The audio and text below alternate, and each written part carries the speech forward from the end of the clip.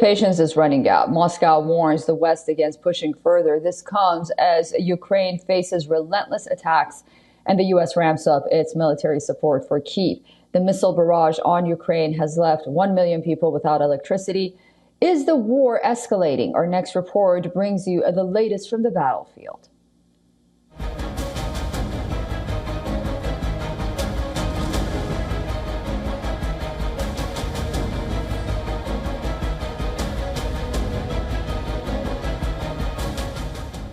Russian forces unleashed a massive assault on Ukraine. Missiles and drones rained down on Kyiv, Kharkiv and Odessa.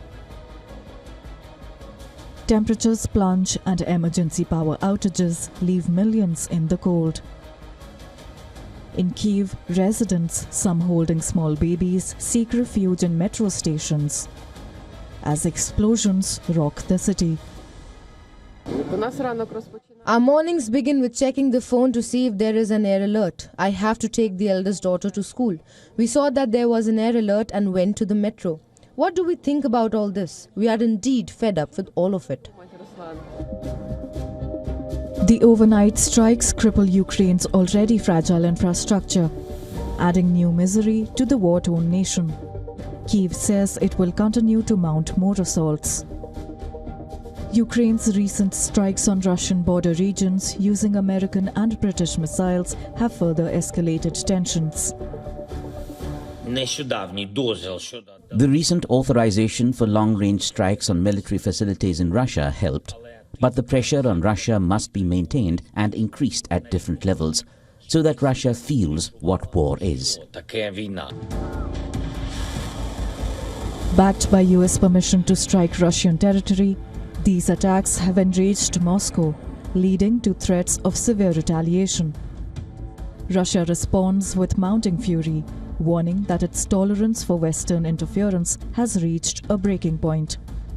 Moscow calls the firing of Western weapons as provocative.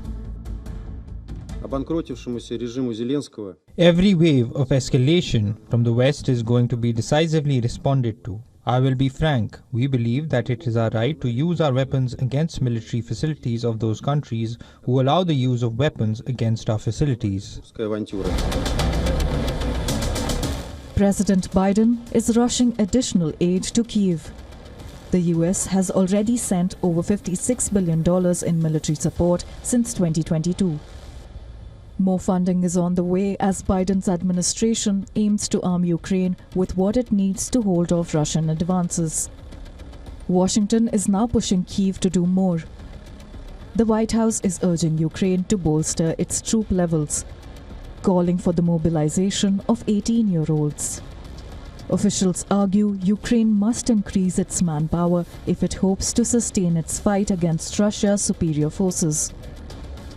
Experts say the Biden administration's strategy is fraught with risk, potentially pushing the conflict into an even more dangerous escalatory cycle.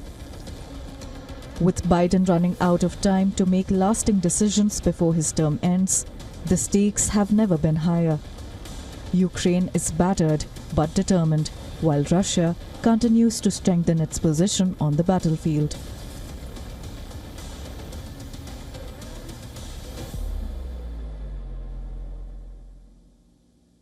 From Berlin, we are now joined by Ben Aries, founder and editor-in-chief of BNE IntelliNews and also former Moscow bureau chief for the Daily Telegraph. Thank you so much for joining us on WION and welcome back. Russian Foreign Minister Lavrov, referring to these airstrikes against Russian territory, says our patience will not be long.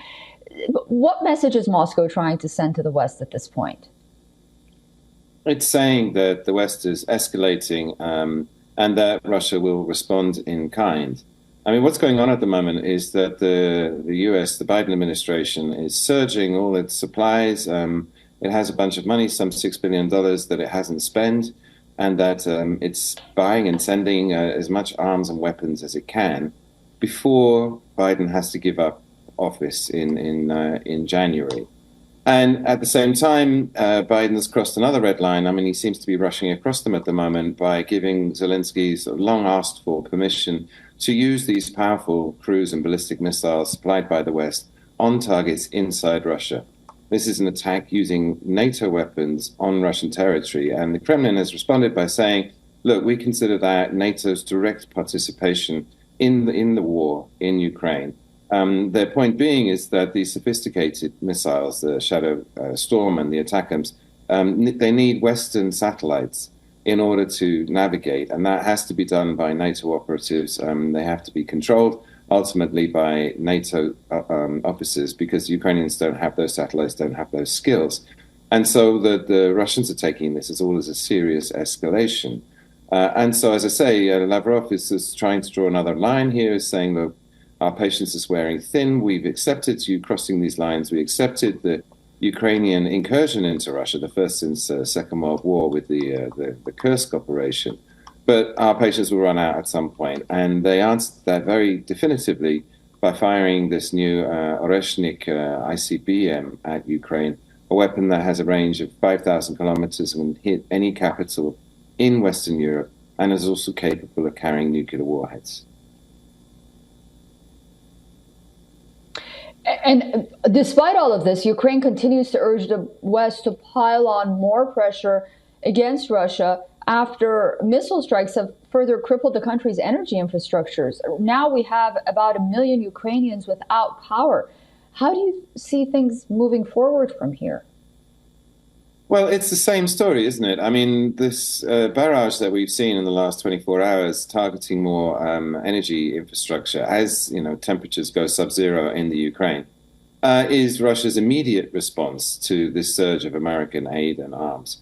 And there was a move in August where the Ukrainian and Russian sides were proposing to have initial peace or ceasefire talks to stop targeting those energy facilities, because you have to understand how cold it gets in Ukraine in the winter, that the apartments will become unlivable if they are completely cut off from power and heating. But those talks came to nothing, and Russia's making the point by going in the other direction and hitting even harder the energy sector, half of which is already being destroyed. For the Ukrainian side, Zelensky's in a desperate position. It's not widely reported, but the defenses in the Donbass are collapsing. That Reuters just reported this morning that Russians have taken back the most territory in a single week than they've taken since the start of the war in 2022.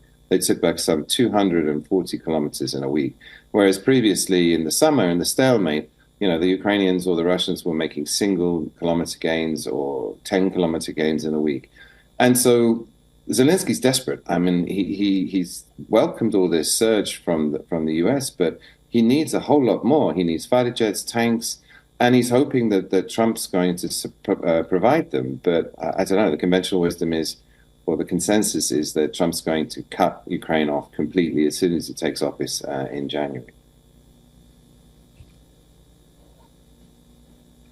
Yeah, what a story to watch. And we see, as you mentioned, President Biden thinking of only escalation at this point with less than 2 months left. Ben, it's always a pleasure talking to you. Thank you for coming on. My pleasure.